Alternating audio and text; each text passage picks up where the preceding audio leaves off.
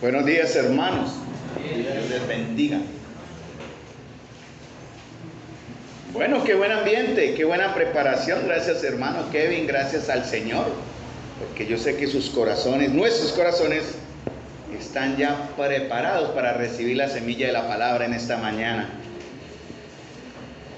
Vamos a abrir nuestras Biblias en un verso en Éxodo. Ya se los digo, Éxodo.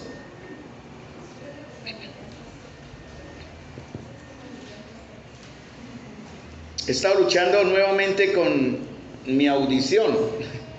Y una hermana hoy muy sabiamente me dijo, porque estábamos hablando, y dije, ¿por qué el Señor me gusta cantar y yo no sé ni cómo estoy cantando? No sé cómo me suena la voz, no sé cómo me está sonando ahorita mi voz realmente. Espero que tenga la modulación correcta y no esté gritando. Ya tengo a mi compañera Martica, me va a decir, bájele, córtele y todo. Voy a estar pendiente porque en realidad estoy oyendo por la mitad. Pero la hermanita me dijo, el Señor seguramente le bloqueó su oído para que no escuche cosas que no debe escuchar. Me gustó esa frase. El Señor a veces trae cosas y seguramente lo pensé, sí, el Señor me ha bloqueado el oído para que no escuche cosas que pueden doler o no escuche cosas que traen tristeza. Que no escuche de pronto a mi esposa cuando está así, ¿no? También sirve, ¿no? No, mentira. A mí sí me debe escuchar. Tengo el otro oído destapado, así que no hay excusa. Sí, le da la vuelta, correcto. Lo importante de esto, hermanos, no es tanto el escuchar en cierta manera, ¿no? Porque nosotros podemos bloquearnos. Mi oído está bloqueado de verdad y no escucho por la mitad. Pero hay alguien que lo escucha todo, hermanos. Amén, ya sabemos a quién nos referimos. Y Él está escuchando también sus corazones. Vamos a Éxodo capítulo 17. La Biblia nos enseña que las experiencias de Israel en su viaje hacia Canaán, nosotros conocemos Canaán, si aplicamos la simbología bíblica como los cielos, ese lugar celestial, el reino celestial, ¿no? Una ciudad cuyo arquitecto y constructor es Dios. Y todo esto, lo que está en el Antiguo Testamento, es un ejemplo y una simbología de muchas cosas. El Señor dice en su palabra, vosotros escudriñad las Escrituras, porque en ellas os parece que tenéis vida eterna, pero ellas son las que dan testimonio de mí. Y en realidad toda la Biblia habla de Jesús.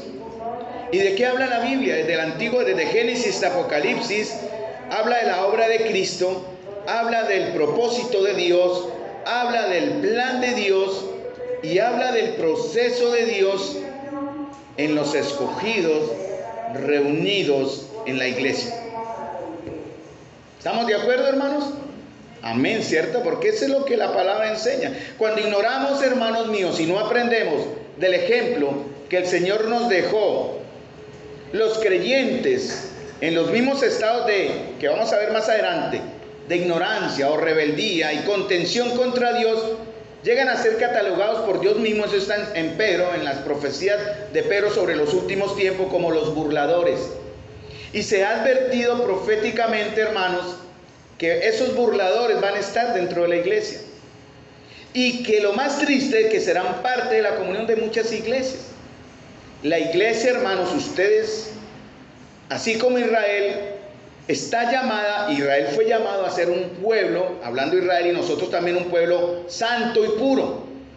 Y cuando nos alejamos del propósito de Dios, su fin es quedar también el nuestro, como quedó Israel, esa generación que murió en el desierto, ¿sí? En el desierto de este mundo. Y ¿saben algo que vamos a ver hoy? Vamos a ver en el tiempo que el Señor nos permita, concentraditos, hermanos amados, porque es el Señor, no soy yo, es el Señor en su palabra quien les va a hablar. Esto es una advertencia para aquellos, y yo creo que de esta palabra no hay ninguno de los que estamos acá que esté exonerado. Y este va a ser el llamado de atención. Aquellos que provocaron al Señor. No es bueno provocar a Dios, hermanos.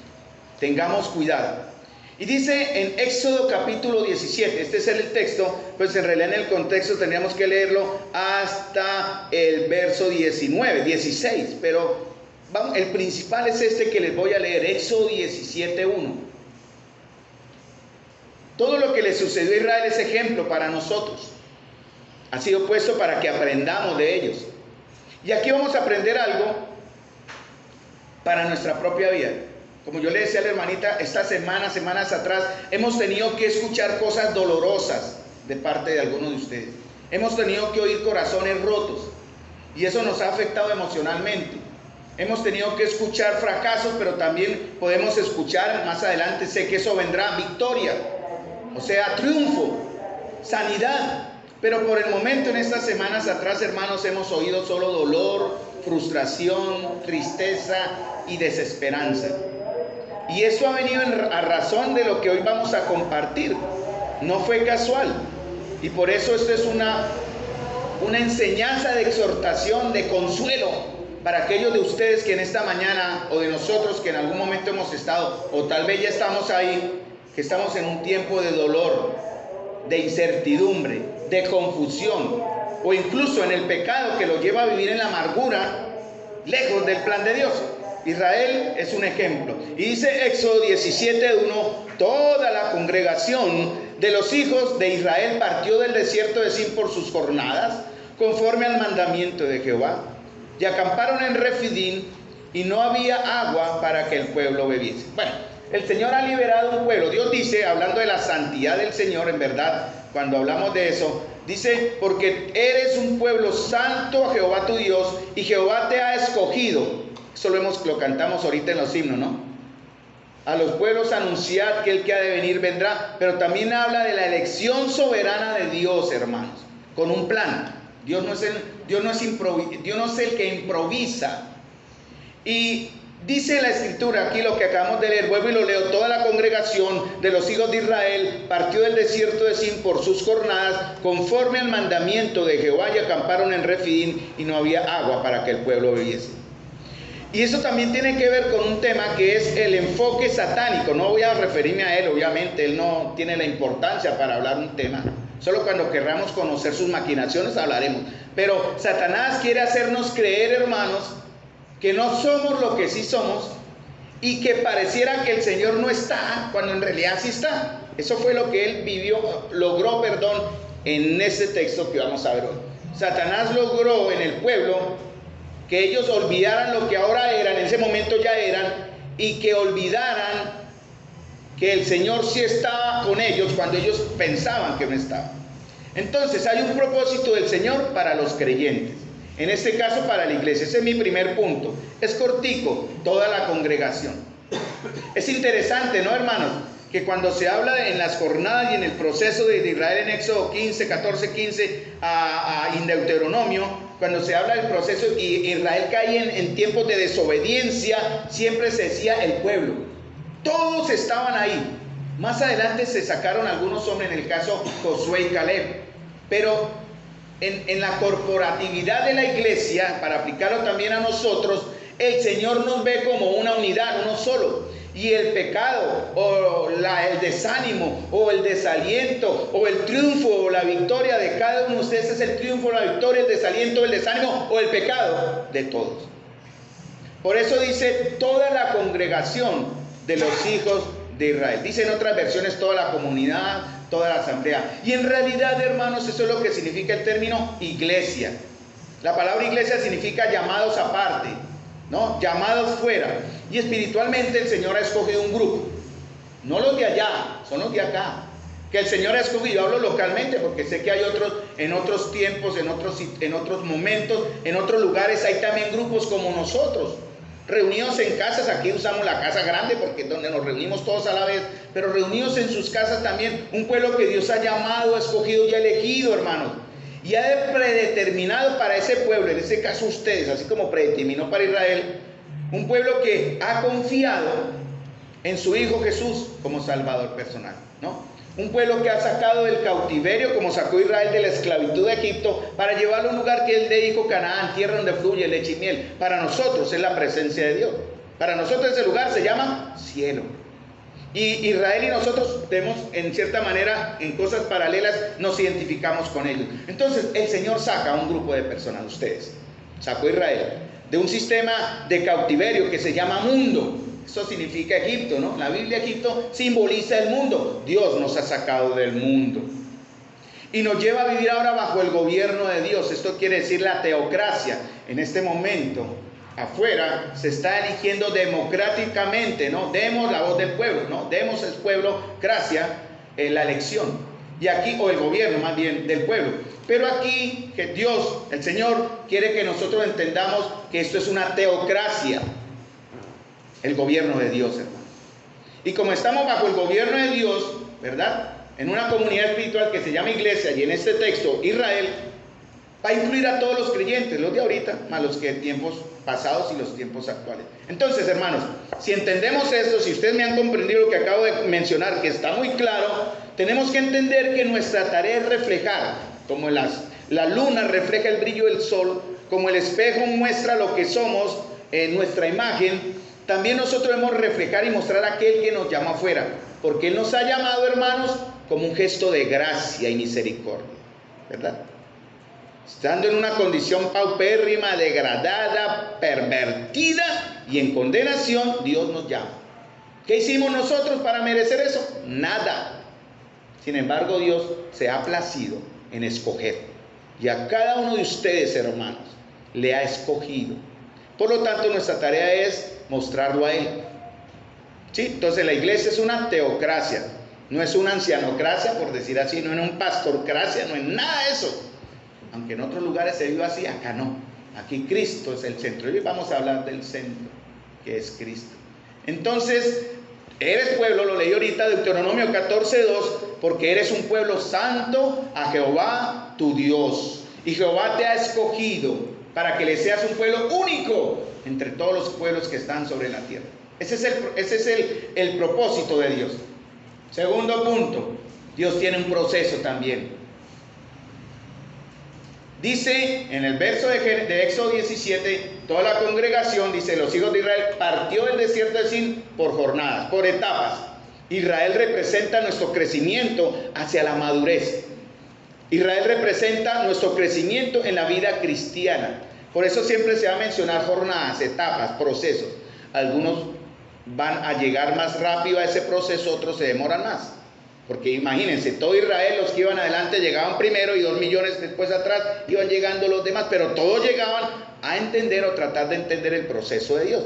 Por eso el proceso de Dios para todos los creyentes es conforme al mandamiento de Jehová. Entonces el Señor nos quiere enseñar todo eso a través de lo que le sucedió a Israel. Pero siempre, piensen en esto, bajo y conforme a los planes y mandamientos de Dios. Quiero que tengan en cuenta eso, hermanos, porque el texto de acá de Éxodo 17 nos enseña un pecado grave que Israel cometió y el cual el Señor quiere hoy advertirnos que no caigamos en ese estado de pecado, porque es peligroso. Ya llegaremos ahí. Entonces, Él ha comenzado una buena obra, ¿cierto? Dios ha comenzado una obra en nosotros como pueblo de Dios. Israel comenzó una buena obra en Él, en nosotros, ¿cierto? Amén. Podemos decir amén, ¿cierto? Dios es fiel. Entonces, Él ha comenzado en ellos, comenzó en ellos, tiempo pasado, y ha comenzado en nosotros una buena obra. Entonces, cada etapa, cada jornada en la vida de Israel y en nuestra propia vida es una enseñanza para aprender a depender y crecer en madurez. Entonces esto es conforme a los mandamientos de Dios y al propósito de Dios. Entonces dice la Escritura en Romanos 8:28, y leo en la versión moderna, si entendemos que esto es conforme al mandato de Dios, si usted entiende que esto es de acuerdo al carácter de Dios, sabemos que todas las cosas cooperan juntas para el bien de los que aman a Dios, los que son llamados según su propósito. Romanos 8:28, versión moderna. Entonces, todo viene para bien, dice la Escritura, no que todas serán buenas, ¿no? Pero todo al fin será conforme al propósito de Dios, que es bueno, fiel y amoroso para ustedes, va a ser, dice, según su propósito. Entonces, hermanos, podemos decir, como dice en el Salmo 138:8, Jehová cumplirá su propósito en mí. Tu misericordia, Jehová, es para siempre, no desampares la obra de tu mano. Tercer punto. No solamente el Señor tiene un propósito para los creyentes, toda la comunidad, la iglesia toda, el pueblo todo. No solamente Dios tiene un proceso que es necesario de crecimiento, algunos van a aprender más rápido que otros. Ojalá el proceso fuera igual, pero sabemos que no. Por eso nosotros en nuestra vida como iglesia y como creyentes nos vamos a encontrar con procesos de dolor. A veces hay un gran porcentaje más de derrota que de victorias, pero sabemos que al final, hermanos, tendremos la victoria absoluta. Esa es la esperanza. Por eso resistimos y por eso en nuestra esperanza vemos hacia allá lo que nos espera, no lo que estemos viviendo ahora. Entonces, el tercer punto es el descanso que Dios quiere para todos los creyentes. No solamente Él tiene un propósito, toda la iglesia, no solamente Él tiene un proceso que es conforme a su mandamiento y a su inicio del que comenzó en nosotros una buena obra, sino también Él quiere que lleguemos a un descanso. En medio de situaciones tan difíciles, Dios nos dice, puede descansar. ¿Y qué pasó en Israel? Dice, y ellos acamparon, vuelvo y leo, toda la congregación de los hijos de Israel partió del desierto, un desierto, ya venían de ahí de no probar agua, y partan por su jornada, porque recuerden una cosa, ellos llegaron a un punto donde la nube se detenía y el pueblo se detenía. No era capricho, ¿no? No era que Moisés dijera, paremos acá, o el pueblo dijera, ay, aquí hay buenos pastos, hay agua, quedémonos acá. No, donde paraba la nube de día o la columna de fuego en la noche, ahí se detenía Israel. Podían demorar días, meses, pero cuando la nube se levantaba y arrancaba, todo el pueblo se preparaba y seguía la nube. Entonces el Señor los estaba guiando paso a paso, porque el Señor los llevó a donde dice, conforme al mandamiento de Jehová, y acamparon en Refidim. ¿Saben qué significa Refidim? La palabra Refidim significa sustento. Entonces el Señor dice, ellos conocían, ¿no? Vamos a Refidim, vamos a encontrar el sustento y el soporte de Dios. Esperanzador, ¿verdad? Acaban de salir de un desierto, obviamente venían cansados, acaban de salir de cierta manera de una lucha que tuvieron en las jornadas anteriores en Dofca y Alus, donde tuvieron que confrontar su fidelidad a Dios también. Eso se verá en otro momento, pero llegan, están cansados, necesitan descanso, reposo, y el Señor dice, vamos a Refidim. Ay, hay esperanza. Pero pasa algo, hermanos. Ellos han viajado 3 meses, miren, 3 meses. Desde que salieron de Ramesés, pasaron por etapas de escasez, hubo contiendas, hubo disturbios. Llegaron al descanso en Elim y en otras más, donde ellos vieron al Señor, ¿cierto? Ellos vieron al Señor. ¿Sí podemos decir amén a eso? Sí, ellos vieron al Señor. ¿Ha visto usted al Señor en su vida, hermano? Si yo le dijera, hermano, tal, lo señalo, dígame un momento en que el Señor se haya mostrado real en su vida. Usted debe tener mínimo un testimonio. Vaya preparándolo, que pronto señalo a alguien. Puede ser. Pero mínimo debe tener algo. ¿Cuál es el principal donde el Señor ha manifestado su presencia? ¿Cuál es el principal, hermano? Que hoy le conocemos. A partir de ahí todo es ganancia. Entonces el Señor se ha mostrado. Y a Israel se mostró, imagínense, ¿no? Librarlos de los egipcios, estaban arrinconados en un valle, el mar al frente y los egipcios venían, ¿qué hacemos? El mar se dividió y el pueblo pasó, ellos fueron librados. Llegaron a Mara, tuvieron sed y en la amargura ellos empezaron a mostrar su verdadera naturaleza. Y el Señor les sustentó con el árbol que echó al agua y endulzó la cruz, como aplicamos en esta mañana. Él los guiaba de noche en la columna de fuego, les guiaba de día con la nube. Y no avanzaban, como dije, según los caprichos o iniciativa de Moisés. Fueron guiados por mandamiento de Dios. Porque la nube era la que ordenaba o guiaba cuando era el momento de arrancar o de detenerse. ¿Y cuál era el objetivo? Ir a un lugar que se llama cielo, para nosotros cielo. Para ellos era Canaán, tierra donde fluye leche y miel.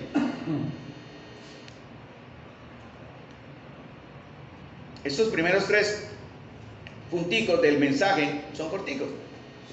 El propósito de Dios, el proceso de Dios y el descanso que Dios quiere tener para nosotros. Acamparon en Refidim. Pero también llegó la prueba. Ellos esperaban llegar a Refidim y encontrarlo todo. ¿Cuál fue el problema? Y no había agua para que el pueblo bebiese. En el mismo verso 1 de Éxodo 17, no había agua para que el pueblo bebiese. Ellos esperaban llegar a un descanso, pero se encuentran ante una situación donde ellos no pueden hacer nada, inmanejable, sin alternativas. Hermanos, y esto nos enseña que a cada momento, constantemente nos encontramos nosotros ante esas situaciones de toda clase, hermanos, de todos los nombres, de todos los tamaños. Algunos luchan con la economía, algunos están luchando con su salud, algunos luchan con la fidelidad, algunos luchan con su propia fe que está siendo quebrantada, algunos están luchando con su pecado también, que les está causando amargura y dolor, porque saben que están viviendo en discordancia y contrario al deseo de Dios para usted, que ya es su hijo. Dicen Deuteronomio 8:2, y el Señor les dice por qué los llevó a esa situación. Dice: te acordarás por donde te hizo andar Jehová tu Dios estos 40 años. Ahí todavía no habían llegado a los 40, llevan apenas 3 meses. Eso se verá más tarde en otro mensaje. Pero Jehová, durante esos 40 años en el desierto, en realidad fueron desde que arrancaron hasta que llegaron a Canaán, dice, a fin de que humillarte, ¿qué más? Probarte. ¿Para qué? Para saber lo que había en tu corazón y si guardarías sus mandamientos o no. ¿Quién es el que necesita saber qué hay en el corazón? Dios. ¿Quién es el que necesita saber si va a guardar o no sus mandamientos? ¿El Señor? No, Él ya lo sabe. Somos nosotros, son ustedes. Por eso el Señor le va a llevar a una situación donde usted va a ser probado, y donde usted y nosotros vamos a tener que escoger entre la fidelidad a Dios o la rebeldía contra Dios. Desafortunadamente muchos, y yo me incluyo ahí en algún momento de mi vida, preferí irme hacia la rebeldía de Dios antes que al descanso de Dios. Hermanos, y es normal, ¿no? Pero llegan aquí que no importando los planes nuestros, Dios sí tiene buenos planes para nosotros. No son sin importancia, hermanos. Pero en Refidim llegan a un punto donde algo es una situación que es trágica. Si no se soluciona, va a haber muerte. Imagínense, tienen que cruzar un desierto. Vienen del desierto de Sin y van hacia el desierto de Sinaí. Van camino hacia Canaán y encuentran que no hay agua. Se les acabó el agua. ¿Y dónde vamos a buscar? No hay el mar de juncos, como se llamaba mar ahí, ese pantano de aguas amargas que Dios endulzó. Todo seco. Ellos venían cansados, era normal. También para nosotros, después de que pasamos por el mundo, de que tenemos alborotos, rencillas, situaciones difíciles, quedamos secos. Los himnos que cantó Kevin fueron apropiados para el mensaje, ¿no? Mi alma clama, mi alma tiene sed de ti, porque estamos en una situación por pecado, por prueba, donde necesitamos que el Señor haga algo. Tenemos dolor, ¿cierto? Cansancio, incertidumbres, miedos. Yo por eso le digo sobre todo a David, que cuando hablamos, un día a la vez, y David sabe que le insisto mucho, un día a la vez. Mi hermano, victoria hoy, porque mañana tal vez no queremos que eso pase, pero somos conscientes, David pueda ya estar en la presencia del Señor. Todos estamos ante esa situación, un día a la vez. Entonces la pregunta, ¿acaba de pasar o está pasando por una situación de aflicción, de lucha, de contienda? Yo sé que sí. Estas semanas atrás, gracias a Stephanie por esa sabia frase que me hizo reclamar. Por eso el Señor me cerró este oído, para no escuchar tristezas que han impactado nuestro corazón. Tal vez en la iglesia, hermanos, en nuestro trabajo, con nuestra familia, con nuestros hijos, estamos luchando. Y ahora estamos sedientos. Necesitaremos apoyo, consuelo, hablar con alguien, que alguien ore por nosotros. Tal vez necesite usted gritar, llorar, no le dé vergüenza, grite, llore. Tal vez usted necesita a alguien que le eche el brazo para superar la ansiedad, el miedo, donde podamos estar por lo menos 2 para recuperar confianza, para llevar a sanar corazones heridos, superar estas crisis y avanzar hacia Refidim, donde usted espera encontrar descanso, pero no se queda. Ellos llegaron allá y ¿qué? No había fuente, no había pozos, todo estaba cegado, seco, estéril, las fuentes rotas, ¿verdad? Los pozos secos, las cisternas dañadas, no servían. ¿Dónde vamos a conseguir? Por eso ese lugar al que el pueblo iba se llama Refidim, sustento. Ese fue el nombre de Dios.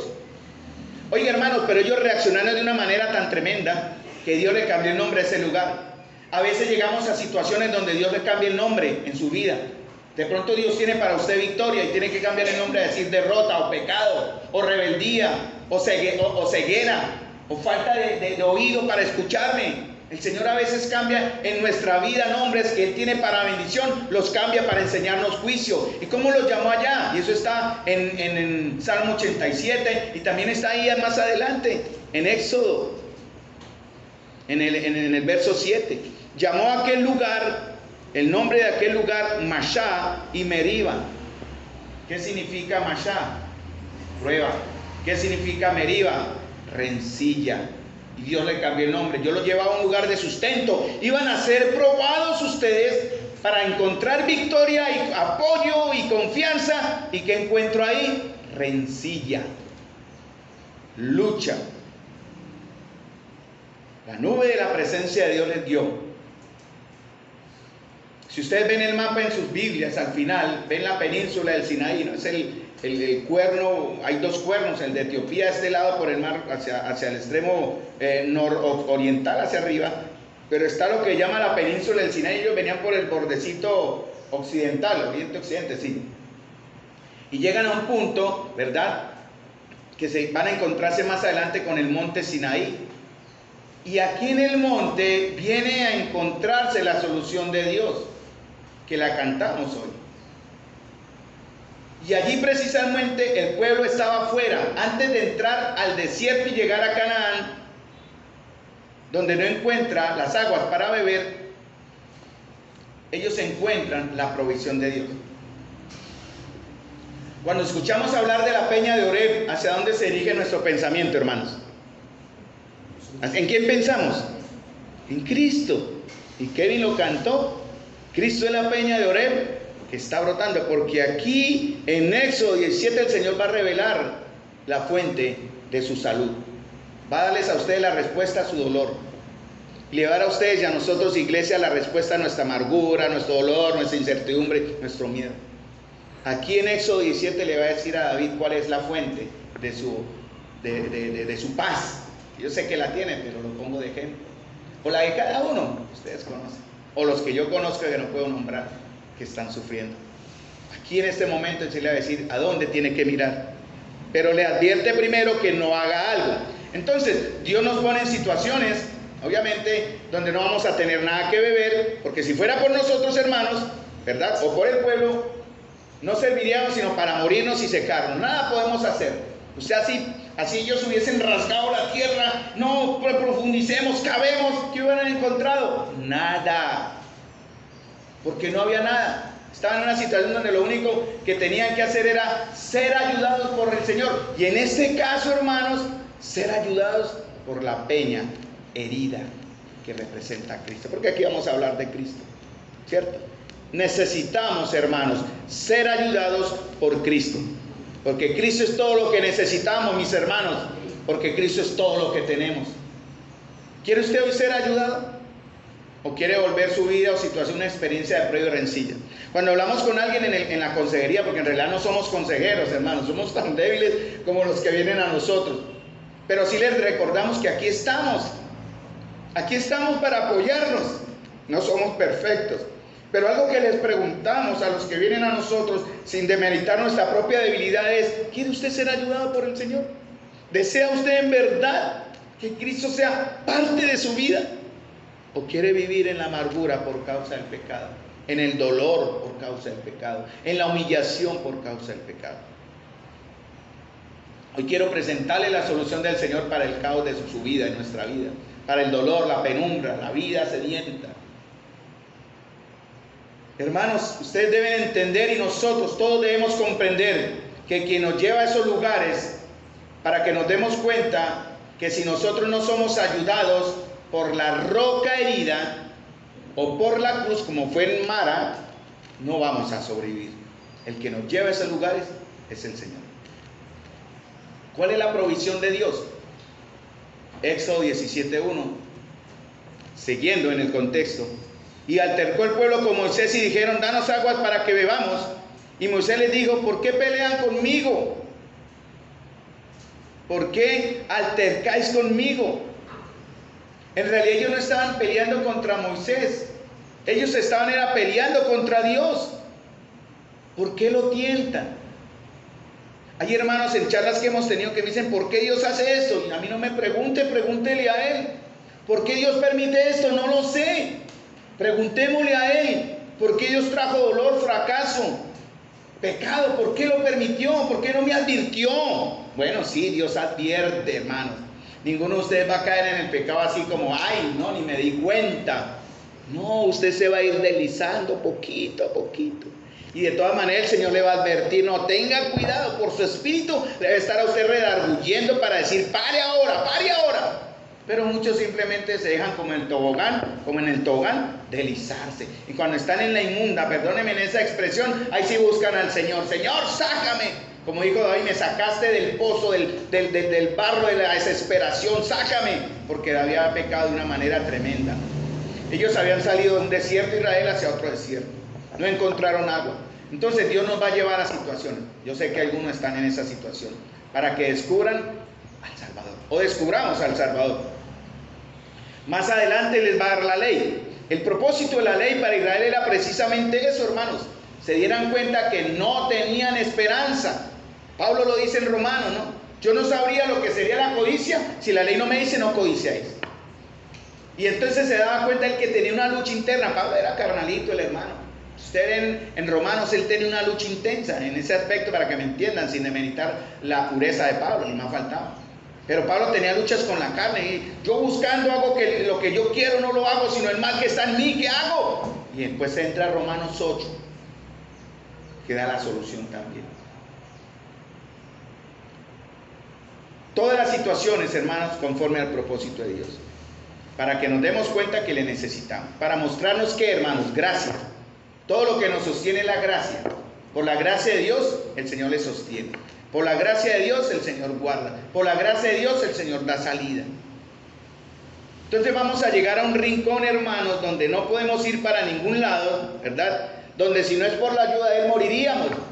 Y muchos han tirado la toalla, definitivamente se han alejado. Por eso la Biblia advierte, salieron de nosotros porque no eran de nosotros. Pero también la Biblia advierte, ojo, no hay que prejuzgar, ¿no? También hay que ir a buscar, ¿qué? La oveja perdida, ¿no? Dejar 99 en el redil y salir a buscar la que se nos fue. Para traerla al redil. Y si no quiere, pues ya es otra situación. Porque cada uno dará a Dios cuenta de sí. Miren, hermanos, ¿cómo se siente usted cómodo cuando tiene salud, cierto? ¿Alguno se siente cómodo enfermo? ¿Cierto que no? Usted va al banco y encuentra que les ocuparon la cuenta. Puede ser así. O que se gastó y cuando ve, mira, así está mi hijo ahorita estresado, se le acabaron los fondos. Y, hermano, trabaje, tenía una plata y ya se le quedó en cero. Y está estresado. Pues claro, cuando lo tenemos todo estamos bien, cuando tenemos salud, cuando el trabajo abunda, cuando la familia es amorosa y no hay ninguna situación, cuando todas nuestras relaciones van bien, ¿verdad? Confiamos en Dios, es muy fácil confiar en Dios así. Pero a veces el Señor nos lleva a situaciones donde nos quita esos como soportes para darnos una respuesta, para darnos una salida, una solución. Y el pueblo, a pesar de la intervención amorosa del Señor, a pesar de que Él les mostró su guía por 3 meses, miren, aquí sucede algo donde el Señor nos quiere hacer la advertencia, ¿no? Ahí donde se muestra el verdadero estado del corazón, en la prueba. Ahí donde se va de qué está hecho usted, hermano. Es muy fácil, ojalá pudiéramos encerrarnos en la iglesia. ¿Cuánto creen ustedes que aguantaríamos nosotros en la iglesia aquí encerrados? 1 día, 2 días, 3 días, 1 mes, 5 meses. ¿Cuánto creen? No, todo perfecto, ¿no? Un cielo aquí en la tierra. Pero llega el momento, hermano, en que nos vamos a hastiar los unos a los otros, ¿no? No sé, yo supongo, ¿no? Espero que no, pero Dios no está mandando. Esto es una ilustración, pero ¿se imaginan ustedes? Y el pueblo estaba en este caso y pasó algo, que el pueblo actuó locamente. Y Dios dice, ojo con actuar locamente. ¿Por qué? Porque mostró el estado de su corazón. Ellos venían de 450 años de esclavitud. Hablaban como esclavos, pensaban como esclavos, querían terminar como esclavos. Y por eso ellos mostraron el verdadero estado de su corazón. En realidad ellos estaban ciegos. ¿Qué pasaría si el Señor aquí mostrara poder, hermanos? ¿Qué haríamos? ¿Qué pasaría si el Señor se mostrara acá? ¿Qué haríamos? ¿Se imaginan ustedes aquí que no sé, vamos a como imaginar una escena donde estamos acá y empieza como a temblar, no sé, yo imagino así, y empieza a, no sé, fuego, no sé, pero ¿saben la gloria de Dios qué haríamos? ¿Cuál sería nuestra reacción inmediata, hermanos? Kevin, ¿por qué va a correr, Kevin? Kevin dijo así. Kevin, este mensaje es para ti. Hermanos, ¿cuál es nuestra primera reacción? Al piso, hermanos. Le dijo el profeta Isaías cuando vio la gloria de Dios: miserable de mí, porque mis ojos han visto al Santo. Yo sé que Kevin lo dijo por molestarnos. Si no, atajen a Kevin por si se quiere ir. Sí, algunos huyen del miedo, claro. El temor de Dios produce eso. O correr o quedarnos ahí. Y el Señor quería que el pueblo acudiese a Él. ¿Y qué hace el pueblo? Altercó contra Dios. Y aquí es donde entra el pecado, que quiero hacer el llamado de atención que el Señor. Porque eso es lo que habla más adelante en el Salmo, y también lo dice en Hebreos, en el Salmo 81:7, dice el Señor: te provee junto a las aguas de Meriba. Y en Hebreos capítulo 3, este mismo caso se menciona, ahí está la enseñanza. Ellos hicieron algo que espero ustedes no estén haciendo y que yo me debo cuidar. Ellos hicieron una simple pregunta: ¿alguna vez usted se la ha hecho? Si usted se la ha hecho, yo la hice. Cuando llegué aquí yo me di cuenta, esta pregunta se la hice al Señor.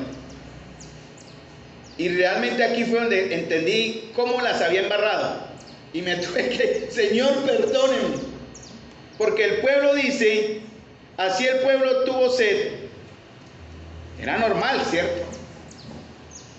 Murmuró contra Moisés. Claro, era el que los guiaba. Ustedes pueden murmurar contra su líder, su pastor o el anciano, lo que quieran, pero en realidad no están murmurando contra él, están murmurando contra Dios, siendo el pastor, el anciano, el líder, un ser humano como ustedes. Pero fíjense lo que dice, verso 3. Así que el pueblo tuvo allí sed, normal. Murmuró contra Moisés y dijo: ¿por qué nos hiciste subir de Egipto para matarnos de sed a nosotros, a nuestros hijos y a nuestro ganado? ¿Contra quién estaban hablando ellos, hermanos? Contra Dios mismo, porque era Dios el que les guiaba. Y ellos siguen diciendo locamente. Entonces clamó Moisés a Jehová, como Moisés dijo: pero yo qué culpa tengo, ¿verdad? A un poco y aquí me apedrean. Y Jehová dijo a Moisés: pasa delante del pueblo y toma contigo de los ancianos de Israel, y toma también en tu mano tu vara con que golpeaste el río, y ve. Y he aquí que yo estaré delante de ti allí sobre la peña de Horeb. Y golpearás la peña y saldrán de ellas aguas. Y beberá el pueblo. Y Moisés lo hizo así en presencia de los ancianos de Israel. Y llamó aquel nombre de aquel lugar Mashá y Meriba, por las rencillas de los hijos de Israel. Y porque tentaron, aquí es la pregunta, hermano. Si usted se la ha hecho, arrepiéntase, ¿verdad, iglesia? Si hemos tenido esta actitud de corazón, hemos estado pecando, tal vez sin saberlo, pero yo sé que conscientemente hemos estado en ese proceso de entender que estamos ofendiendo a Dios. Ellos dijeron: ¿está pues Jehová entre nosotros o no? Eso fue el insulto para Dios.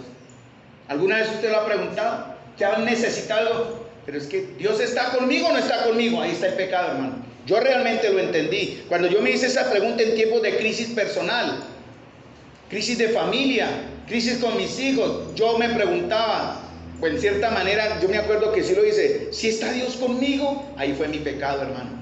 Ahí fue donde yo peleé con Dios y alterqué con Dios. Y si usted en un momento de prueba se ha preguntado: ¿está o no está Dios conmigo? Cuando Dios le ha mostrado su presencia y nos ha mostrado su salvación, hermanos, y nos ha mostrado de muchas maneras que Él ha estado ahí, sustentándonos, cuidándonos, guardándonos, dándonos.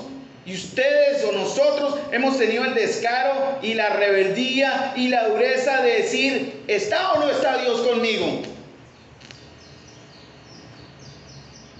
Refidim es una experiencia cristocéntrica. Y antes de llegar a esa conclusión de lo que acabo de ver en el verso 7, esa pregunta tan ofensiva y tan pecaminosa, porque resulta que Dios dice, allí fue donde entré en rencilla, también dice, los probé, allí fue, dice en el Salmo 81, lo tengo por acá, te probé junto a las aguas de Meriba. El Señor quería saber, bueno, Él ya sabe, pero quería que ellos entendieran cuál sería la reacción.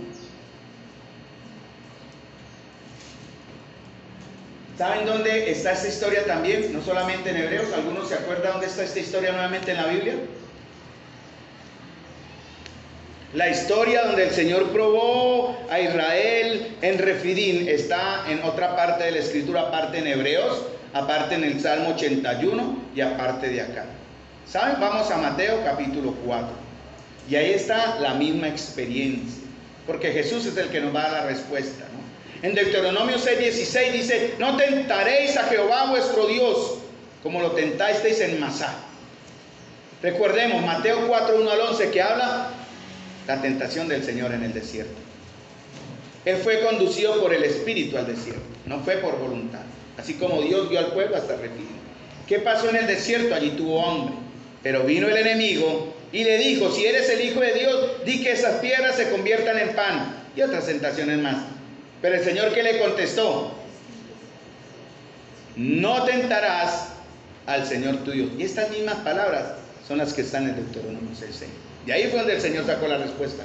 No tentaréis a Jehová vuestro Dios. Él estaba en el desierto, Jesús estaba en el desierto, ¿cierto? No tenía que comer, pero él no hizo nada por sí mismo, ¿verdad? No protestó contra el Señor. Y a pesar de que Satanás le tentó, él dijo, escrito está, porque acudió a la fuente donde vamos a encontrar también la respuesta de nuestra victoria. Y en relación de que el Señor le dijo a Satanás ahí en Mateo, no tentarás al Señor tu Dios, porque eso también está en Deuteronomio 6:16. Escrito está, no tentarás al Señor tu Dios.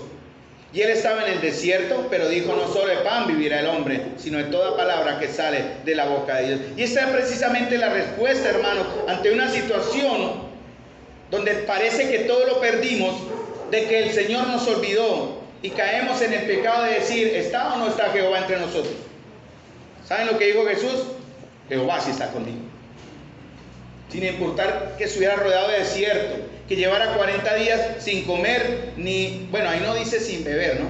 Él dice que tuvo fue hambre, no sé. Seguramente se mantuvo en un ayuno con algo de agua, porque la Escritura no dice que tuvo sed. Dice, en realidad que 40 días sin comer, pasados los cuales tuvo hambre.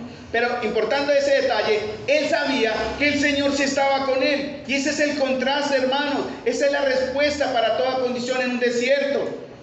Por eso Moisés le dice, ¿por qué pelean conmigo? ¿Por qué altercáis contra Dios? ¿Por qué lo tentáis? No es bueno tentar a Dios. Porque eso es lo que usted hace o lo que hacemos cuando predicamos. Señor, ¿usted está o no está conmigo? ¿Me va o no me va? ¿A hacer o a dar o a mostrar? Hay que tener cuidado, hermanos, cuando hablamos con el Señor, ¿verdad? Altercar es tentar a Dios, es tratarlo como ausente, tratarlo con descuido, tratarlo como infiel, tratar a Dios de infiel, ¿verdad? Cuando Él es verdad, tratar a Dios de descuidado, decirle no sabe lo que está haciendo, eso es tentar a Dios. Y uno no se da cuenta cuando está protestando de que está tentando a Dios, por eso hay que tener mucho cuidado. Yo en verdad lo digo, lo reconozco, yo con mucho miedo me di cuenta, caramba, yo he hecho esto, ahí estaba mi pecado. Y si usted en un momento de prueba altercó de esa manera con el Señor, aún tiene tiempo de arrepentirse, porque aún no están sus huesos en el desierto, como le pasó a esa generación. En Hebreos 3, en el Salmo 95, el Señor dice que fue provocado. ¿Saben lo que es provocar, no? ¿Alguno me da la idea de lo que es provocar? ¿Qué es provocar? Ofender. ¿Perdón? Ofender. Ofender, digo, hermano. Es que ofender, no, provocar no es ofender. ¿Qué es provocar? Provocar es buscar que la otra persona reaccione. Ah, muy bien. A mí me pasa mucho eso con los señores de las motos. Me provocan mucho cuando se cruzan por aquí. Eso pasa con los señores de los taxis. Y a usted le pasa con el del taxi, bueno, también. Y pasan por aquí, lo provocan a uno, este mal y este tal. Pero eso es provocar, como decir, a ver, ¿Hasta dónde la reacción? Y eso fue lo que el pueblo quería que Dios reaccionara, tentando a Dios. Dice en el Salmo 95:8, y eso va a tener que ver con Hebreos 3, no endurezcáis vuestro corazón como en Meriba, como en el día de Masá en el desierto, donde me tentaron vuestros padres, me probaron y vieron mis obras. Hebreos, que es el mismo texto, dice en 3, 7, 8, por lo cual dice el Espíritu Santo, si oyeres hoy su voz, hermanos, para ustedes, para el sordito hoy, si oímos hoy su voz, no endurezcan sus corazones como en la provocación, en el día de la tentación en el desierto. Eso está en Hebreos 3, 7, 8, del mismo texto aquí, Éxodo 17. Ellos en realidad estaban diciendo, es mejor volvernos al mundo, ¿verdad? En el mundo teníamos tantas cosas, ¿verdad? Pero no teníamos tantos problemas. Y esta semana hablé con alguna hermanita que decía, desde que estamos como más consagraditos al Señor, puro problema, puras pruebas. Y cuando nosotros comenzamos servicio aquí en la comunión de la iglesia, cuando empezamos, con mi esposa nos decía, oiga, cuando no estábamos tan involucrados, las cosas eran muy suaves, más tranquilas. Pero apenas empezamos como a entrar más en las cosas del ministerio, problemas por todas las que le preguntamos a Claudita, pero ¿qué estamos haciendo mal? ¿Cuál es pero Señor, ¿cómo así? ¿No se supone que debería irnos mejor? No, al contrario. Y eso ya lo aprendimos, obviamente. Y a veces pensamos que no, si nos hubiéramos quedado quietos, nos iría mejor, ¿verdad? Pero ahora en la fe, estas situaciones van a abundar. Situaciones difíciles. Y tal vez se ha llegado a preguntar usted, ¿será que Dios está conmigo? ¿Ustedes qué piensan? ¿Será que Dios lo abandonó? No, ¿verdad? ¿Será que Dios no está con usted? No, Él está. Pero el pecado está en probarle de esa manera. Porque Satanás, el Señor sí va a estar donde nosotros hemos pensado que no está. Esa es la respuesta de Dios. ¿Cómo mostró Dios que Él sí estaba? Cuando le dice a Moisés, toma, pasa delante del pueblo, toma contigo de los ancianos de Israel, toma también en tu mano tu vara con que golpeaste el río y ve. Y he aquí, dice, me están siguiendo en el texto, yo estaré delante de ti. Y allí, sobre la peña de Oreb, y golpeará la peña, y saldrán de ellas aguas.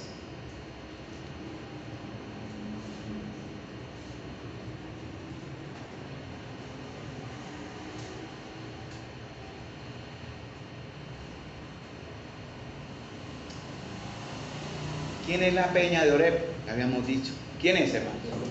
Cristo. Él va a ser la solución a su dolor y a su pecado, a su sequedad.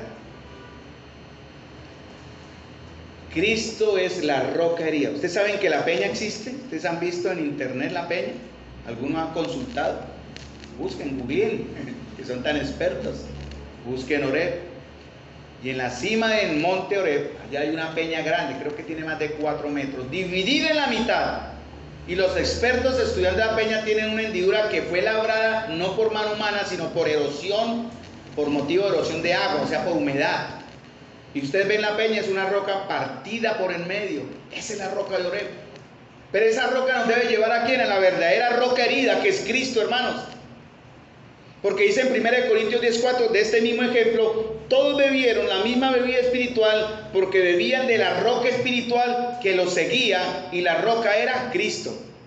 Y esta roca aparece en el momento más difícil, cuando nos estamos enfrentando a la cita inevitable con la muerte, o cuando hay momentos cuando no hay salvación, que si no fuera por Dios mismo estaríamos sin esperanza. Y ahí aparece la peña, la roca herida.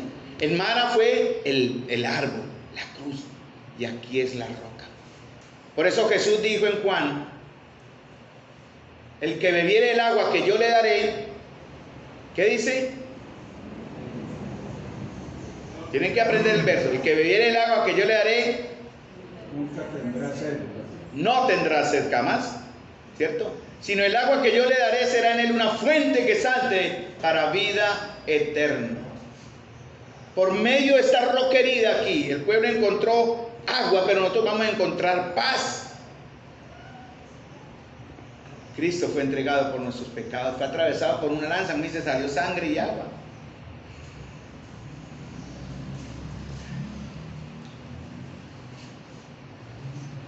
El Señor nos va a conducir, hermanos. Tengamos esa confianza a través de las situaciones más difíciles. Ya sabemos lo que significa la peña. Por eso cantamos Cristo la peña de Oreb. Por eso Moisés tuvo que golpear la peña. ¿Cuántas veces? ¿Cuántas veces tuvo que golpear la peña Moisés? Perdón. Una vez. Un Salvador. Una vez. Una fuente. Un Redentor. Un sumo sacerdote. Y Moisés lo hizo en presencia de los ancianos y en presencia del pueblo. Salmo 81:7 les leo. En la calamidad clamaste y yo te libré. Te respondí en lo secreto del trueno. Te probé junto a las aguas de Meriba. Oye, pueblo mío, y te amonestaré. Oye, Santa María, si me oyeres, no habrá en ti Dios ajeno. Y les dice nosotros, yo transitero acá pongo mi nombre, ni te inclinarás ante Dios extraño. Yo soy Jehová tu Dios, que te hice subir de la tierra de Egipto, nos sacó del mundo. Abre tu boca y yo la llenaré, dice el Señor. Pero mi pueblo no oyó mi voz. Israel y Santa María, o cada uno de nosotros, no me quiso a mí. Los dejé, por tanto, a la dureza de su corazón. Caminaron en sus propios consejos. Oh, si me hubiesen oído mi pueblo, si en mis caminos hubieran andado Israel, si en mi camino hubiera andado Carlos, o si en mi camino hubiese andado Israel y Santa María o cada uno de nosotros. En un momento habría yo derribado a sus enemigos y vuelto mi mano contra sus adversarios. Los que aborrecen a Jehová se les habrían sometido, y el tiempo de ellos sería para siempre. Les sustentaría a Dios con lo mejor del trigo, y con miel de la peña los saciaría. Entonces la peña no solamente da agua, sino da dulzura.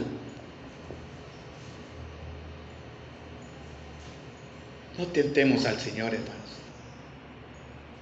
Si usted en algún momento preguntó, ¿está Jehová, está Dios conmigo o no? Arrepíntese. Porque en ese momento usted entró en rencilla con Dios. El Señor dijo en Mateo, yo estaré con vosotros todos los días hasta el fin del mundo. Entonces tengamos cuidado, porque vamos a estar siendo probados y podemos tentar a Dios al dudar de Dios. Mientras termine esta frase que voy a leer acá, voy a pedirle a los hermanos que canten un himno. Los hermanos Nelson, Julio, Héctor, Marisol. Dice el Señor, hablando de Hebreos 3:7, porque Él quiere llevarnos. Ahí nomás, Héctor, tranquilo. Sí, ahí, tranquilo, mi hermano. Sí, exacto, ahí es correcto. Muy bien. Muy bien, gracias, Héctor. Entonces, ellos van a cantar, escuchen esta alabanza. Les invito a que cerremos nuestros ojos, porque el Señor, hermanos, en realidad quiere llevarnos al reposo, al descanso, no a la rencilla.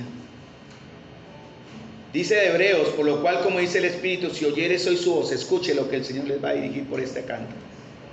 No endurezca su corazón, como en la provocación. No creer es endurecer el corazón. Como dice en Hebreos 3:7, también hablando de Deuteronomio, hablando del Salmo, me tentaron vuestros padres, me probaron, vieron mis obras. Yo me disgusté contra esa generación. Y dije, siempre andan vagando en su corazón, no han conocido mis caminos. Por tanto, juré en mi ira, no entrarán en mi reposo. ¿Quiénes no van a entrar en el reposo? Dice, aquel que tiene un corazón malo de incredulidad, para apartarse del Dios vivo. Y dice el Señor, exhórtense, hermanos, escuchen, cada día, entre tanto que dice hoy, para que ninguno se endurezca por el engaño del pecado, porque somos hechos participantes de Cristo, con tal que retengamos firmes hasta el fin nuestra confianza del principio. Entre tanto que se dice, si oyeres hoy su voz, estoy leyendo Hebreos 3, 12 al 19, no endurezcáis vuestros corazones, como en la provocación. ¿Quiénes fueron los que habiendo oído le provocaron? ¿No fueron todos los que salieron de Egipto por mano de Moisés, con quienes estuvo el disgustado 40 años? ¿No fue con los que pecaron, cuyos cuerpos cayeron en el desierto? ¿Y a quienes juró que no entrarían en su reposo? Sino a aquellos que desobedecieron. Y no entrarían, y no entraron por causa de la incredulidad. Espero, hermanos, en nuestros corazones. Hoy, ahora, no exista esa incredulidad que le impida a usted entrar en el descanso de Dios.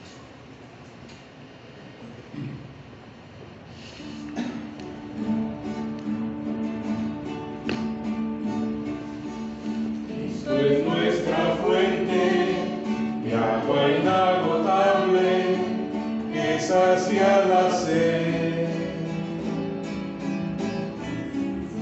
Si de ella bebieres, si de ella bebieres, jamás tendrás sed.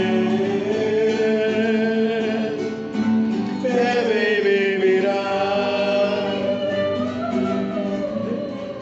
Bebe y vivirás. Y otros vivirán de su agua que hay en ti. Bebe y vivirás. Bebe y vivirás. Y otros vivirán de su agua que hay en ti. De cisternas rotas, como en otros tiempos, no quiero beber. Mas si de mi Cristo, que emana el agua, que sacia la sed, yo tomé y viví. Yo tomé y viví. Y otros vivirán de su agua que hay en mí. Yo tomé y viví. Yo tomé y viví. Y otros vivirán de su agua que hay en mí. Cual samaritana que un día te pidiera aguas a beber. Así hoy mi Cristo, dame tú de tu agua, dame y viviré. Dame más y más. Dame y viviré. Y otros vivirán del agua que beberé. Dame más y más. Dame y viviré. Y otros vivirán de tu agua que hay en mí. Si por el desierto tú vas caminando y quieres beber, recuerda que Cristo siempre es el oasis, ven a él a beber. Bebe y vivirás. Bebe y vivirás. Y otros vivirán de su agua que hay en ti. Padre Celestial, Señor, te damos las gracias, Señor.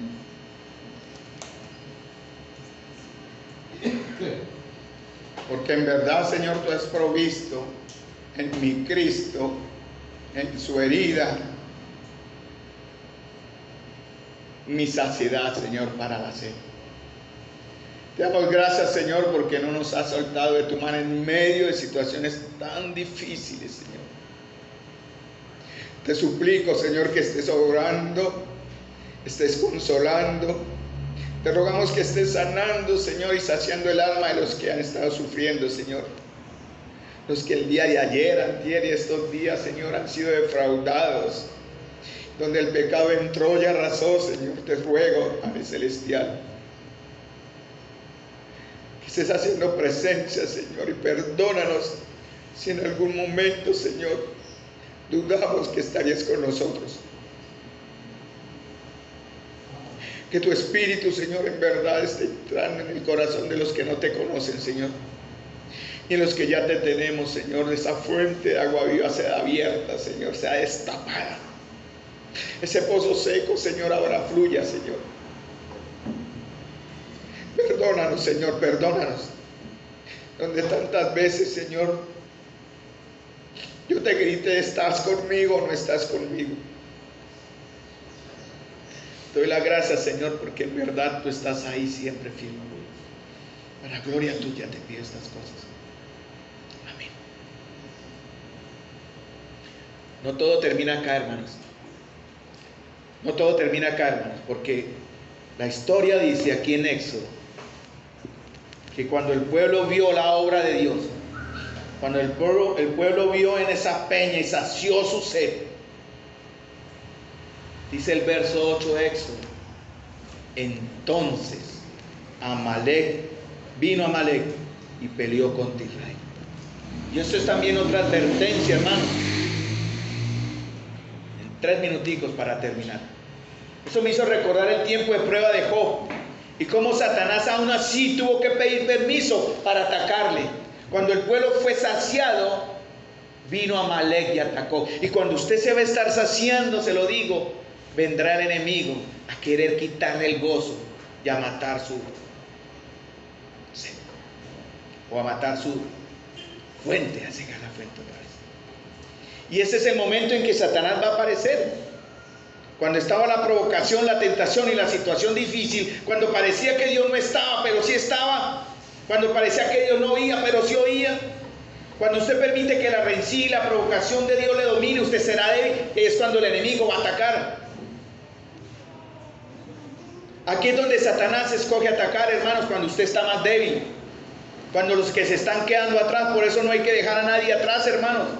Cuando parece que el Señor no está, cuando sí está, que Él no es lo que sí es y que no somos lo que sí somos. Miren, hay algo interesante en estos minutos, hermanos, porque aquí hay otra figura de Cristo. La peña es Cristo, la peña herida. Y así como Moisés dijo a Josué en el verso 9, escógenos varones y sal a pelear contra Amalek. Conocen la historia, no la voy a leer, conocen la historia, ¿no?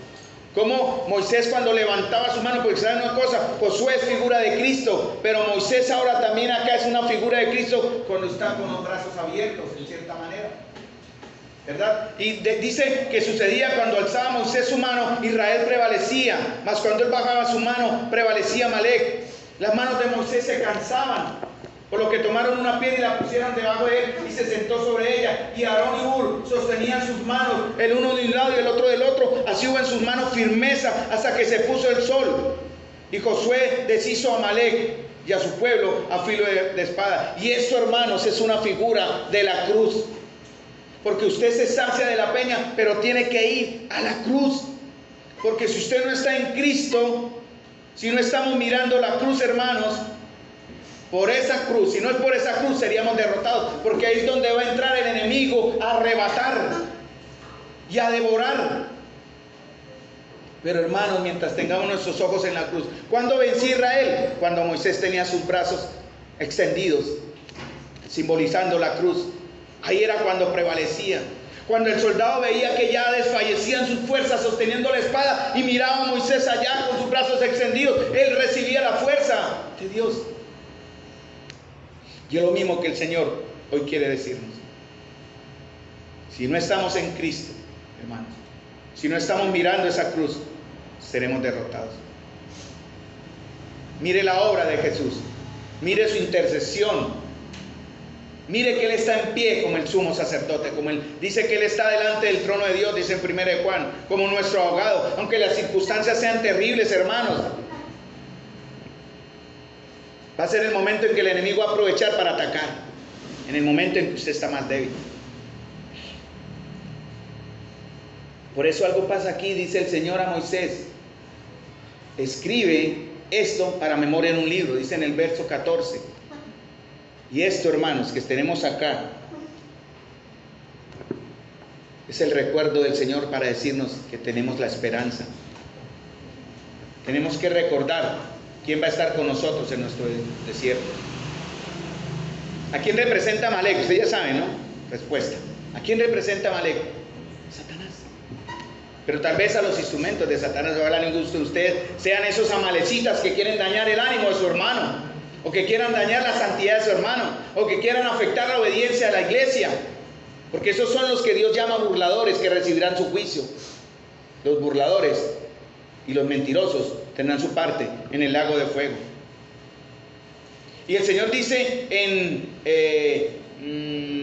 creo que la cita en Deuteronomio también dice, acuérdate en Deuteronomio 25, solo para terminar, acuérdate de lo que hizo Amalek contigo en el camino cuando salías de Egipto. Amalek representa a Satanás. ¿Qué fue lo que él hizo? Ese perverso aprovechó esa hora terrible debilidad del pueblo, cuando el pueblo más rezongaba contra Dios, cuando decía, ¿está o no está Dios? Ahí entró el enemigo a querer dañar y terminar de dañar. Aunque el Señor estaba ahí, el malvado era el otro. Y dice en Deuteronomio de cómo te salió el encuentro en el camino, te desbarató ¿qué? Dice la retaguardia de todos los débiles que iban detrás de ti. Cuando tú estabas cansado y trabajado, él no tuvo ningún temor de Dios. Por tanto, cuando Jehová tu Dios te dé descanso de todos tus enemigos alrededor, en la tierra que Jehová tu Dios te da por heredad para que la poseas, borrará la memoria de Amalek de debajo del cielo. No lo olvides. Y esto también nos recuerda que Dios traerá el juicio sobre el impío. Satanás tiene su lugar ya apartado. Él sabe que le queda poco tiempo. Por eso dice, acuérdate de esto y borra su memoria. No estamos aquí para pelear contra Satanás, hermano, pero sí para resistirlo. Hay hermanos que se la pasan demonizando todo, ¿no? Satanás en todas partes, ¿no? Satanás en la Coca-Cola, por ahí leí el otro día. Satanás en eso, Satanás en aquello. Dios no nos manda eso, hermanos. El Señor nos manda es que resistamos sometiéndonos a Dios. Y la única manera de someternos, hermanos, es tirando la cruz. Saciarnos en la fuente, hermanos, la que fue partida en la cruz del Calvario, de la cual mana agua de vida eterna, y sosteniéndonos, hermanos, viendo la cruz. Mientras la miremos, hermanos, vamos a vencer.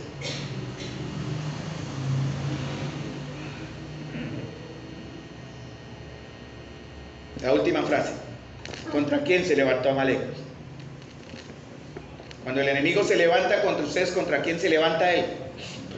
Contra Dios mismo.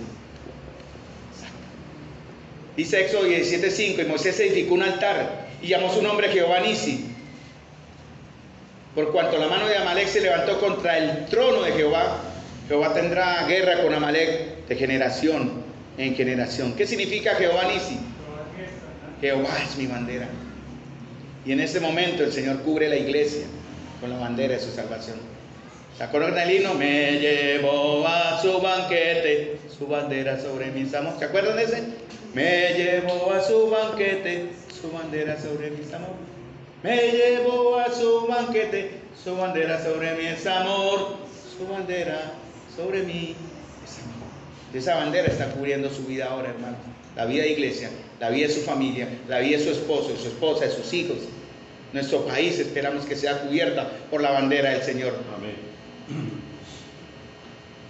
Pero el Señor lo que nos dice, 2 minuticos, con todo respeto y para la gloria de Dios. Dios dice, hazle guerra a Amalek. Entonces a Satanás hay que resistirlo. Pero también nos advierte, maldito todo aquel que hiciera indolentemente la obra de Jehová y detuviere de la sangre su espada. Hermanos, al pecado hay que matarlo. Por eso la espada que Dios nos da en Efesios no es defensiva, es de ataque. Dios nos manda a matar. Suena, pero esa es la verdad. Matar el pecado por la palabra. Recuerden lo que hizo el último que tuvo trato con los amalecitas, ¿se acuerdan? 1 Samuel. Dijo, mata todo. ¿Se acuerdan de quién hablamos? De Saúl. Mata todo. Y el hombre dijo, aunque él se excusó, no, Señor, perdoné, ¿verdad? Porque el pueblo me dijo, perdoné lo mejor, cuando Dios le ha dicho, mata, mata, mata. Pero a veces nosotros guardamos lo gordito. Saúl guardó lo gordito de Amalek, la grosura de los carneros, lo mejor. Y nosotros a veces, hermanos, guardamos lo gordito para nosotros. Esta mañana en el desayuno me salió un gordito delicioso. Me lo comí con gusto. Pero el Señor, ejemplarizando esto, hermanos, no guardemos el gordito. Es aquellas cositas que nos gustan. Ese pecado mátelo, hermano, por favor. Si usted no lo mata ahora, está afectando la comunión. Para que usted pueda ser saciado de la peña herida y que se sostenga en su guerra contra Amalek, Satanás. Padre celestial, Señor, te damos gracias nuevamente por ese tiempo, Señor, donde tu pueblo, Señor, ha escuchado tu verdad, Señor. Gracias, amado Señor, por tu gran amor, por proveernos, Señor, en medio de nuestra sequedad, la fuente que salta para vida eterna. Gracias por Jesús, Padre amado. Gracias en verdad porque tenemos en Él una fuente inagotable. Gracias porque es la peña herida que va a sanar nuestra emoción, va a sanar nuestra familia, va a sanar nuestra vida, Señor. Pero gracias también porque en la cruz te sostienes en ese madero extendido, ese madero que fue echado, Señor, a la amargura de Mara para llevarnos a la dulzura de Canaán. Pero también ese madero que sostiene nuestra vida, Señor, porque mirando a Cristo somos más que vencedores. Gracias te doy por tu pueblo aquí reunido. Y Señor, ten misericordia de los que en algún momento tuvimos rencilla contra ti, Señor, dudando de tu presencia.